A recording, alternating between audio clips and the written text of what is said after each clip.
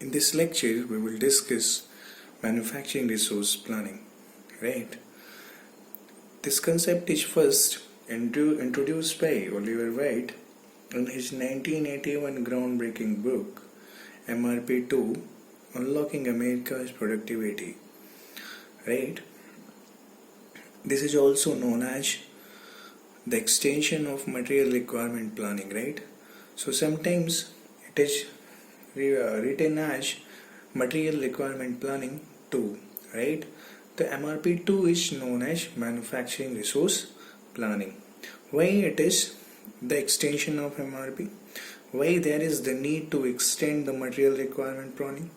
Because there is certain weakness imposed on material requirement planning, right?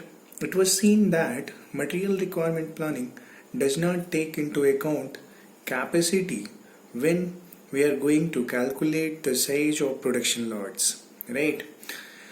And this result that the capacity sometime exceeded during the expected period that we have decided for the production, right?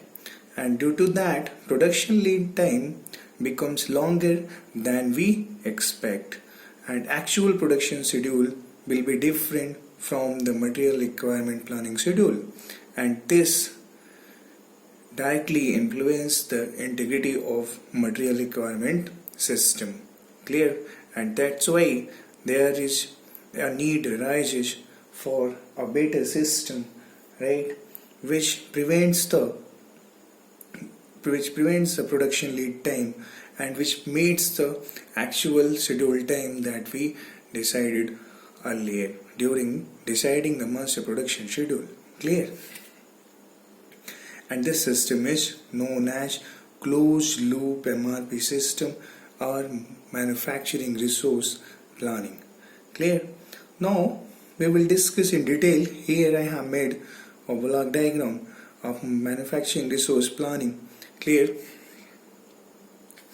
It starts with first its strategic plans and financial plans. They make business planning, right? What it is strategic plan? Before defining the system, the company needs to plan how she intends to run a business. Clear? She has to define product services. The target market segments are customer served, the resources, people, skills, technology, plant, and the competition, that is in terms of price, quality, delivery phased, right? Along with strategic plans, right, there is financial plan, which is at each interval we should look for the growth, profits, inventory levels. Clear? And these two together, right, identify the parameters which is required for a proper business planning, right? Business planning will optimize various factors in consideration and adjust the goals if necessary. Clear? With the help of proper business planning, we will go through sales and operation planning. What is the objective of sales and operation planning? Objective of sales and operation planning is to reach a consensus on a single operating plan which allocates the critical resource of people, capacity, materials, time, and money to most effectively meet the marketplace, right? Here it is connected, both way connected to master scheduling, right? This is connected to master scheduling. Clear? After sales and operation planning, right, it is done in two way, through either demand management or rough kit capacity planning. Clear? How sales and operating planning is directly related with rough kit and demand management. We know that rough kit capacity planning is a set of logical steps using information about customer demands and the manufacturing capacity to optimize a match between these two, right? And demand management integrates the marketing plans, sales plans, new product plans, new projects, forecast customer orders with company's operational and business plans.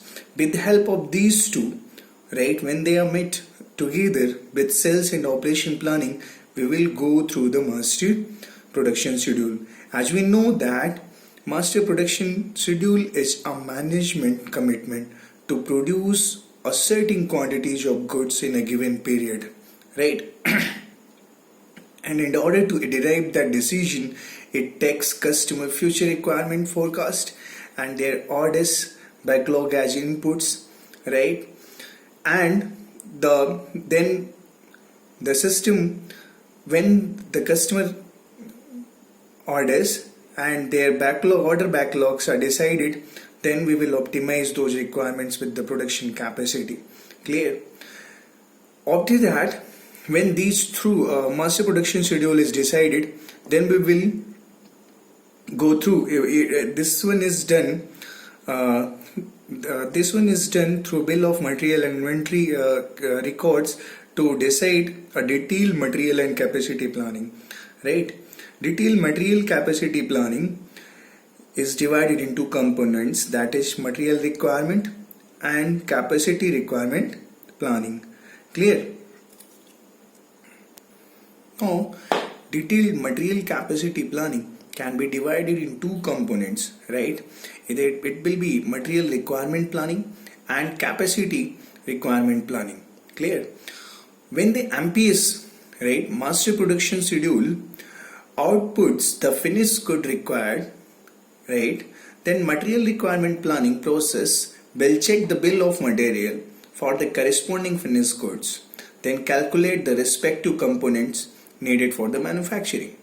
With the inventory records on hand, then we will process the reduction in material plan, right? We will process that reduction in material plan and finally send the net capacity required from the purchase department, right?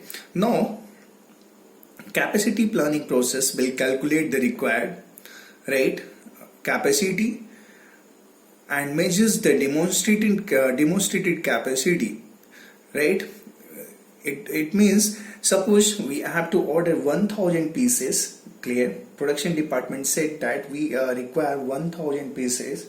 Clear? Then this will be the duty of capacity planning, that they will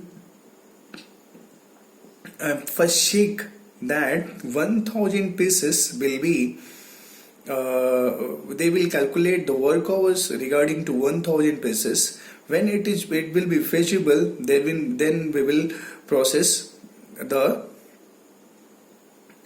they will process the order to purchase department, right? Now the two parameters will be compared and then they will be decided to adjust either one. Clear? Now we'll come to plant scheduling. Plant scheduling involves the detailed workflow planning process among various work centers, right?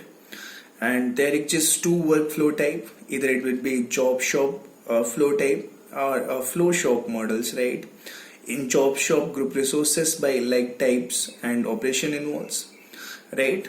And but in flow shop model, group resources by process. Clear? And supplier scheduling will issue purchase order commitment to suppliers according to material plan from material requirements. Clear? Now, right? Now we see that after scheduling, clear? After scheduling, most of the purchasing organizations consist of supplier schedulers and buyers, and finally the orders made from the suppliers after plan and supplier scheduling. Clear? And it will be executed accordingly. Clear? And what we see that each process are not a single one way, right? Here there both side arrow is made, right? They are saying that each process are back and forth, right? Each process are back and forth. So we can say the operation in each process can adjust according to the feedback from the subsequent process, right? And thus this whole process forming a closed loop system. Clear? So this is all about manufacturing resource planning.